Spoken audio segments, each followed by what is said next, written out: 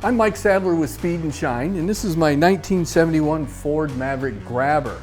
And one of the things I've always wanted to do was to improve the ride on the inside of the car. It's got its long tube headers, it's hot, it's noisy, can't hear my tunes. So our good friends at DynoMat reached out to us and provided us some DynoMat Extreme to install in the car. DynoMat Extreme is the highest efficiency sound deadener available. It blocks noise, heat, and vibration. Improves stereo sound quality. Dissipates heat, it's thin, flexible, self-adhesive. Easy project, even I could do it. So this is DynoMat. As you can see, it is flexible, thin, multi-layered, very, very sticky. And it comes with this roller. But first, you have to strip out the interior of the car. But I already did that. I mean, really, how many times do you need to see somebody take a bunch of seats out of a car? Next step is to wipe down all the surfaces, some wax and grease remover, to make sure you get everything off so it sticks really good. Well, I started my first piece and I thought I'd dry fit it without taking the self-adhesive off. So now I know where I want to position it. I'm going to go ahead and remove just a little bit of it at the front. Not all of it. So maybe I could reposition if needed. Now there's a few things there I'm going to have to trim around. One is the kick down for the bright lights, and there's a speedo cable going through there, but we'll do that. There we go. And it's sticking. Boy, that sticks really good. All right, reach underneath here. Peel more of it off. Well, it's coming right out. Go ahead and reposition it.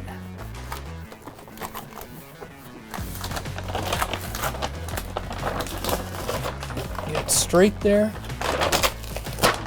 All right. And we'll start rolling it in.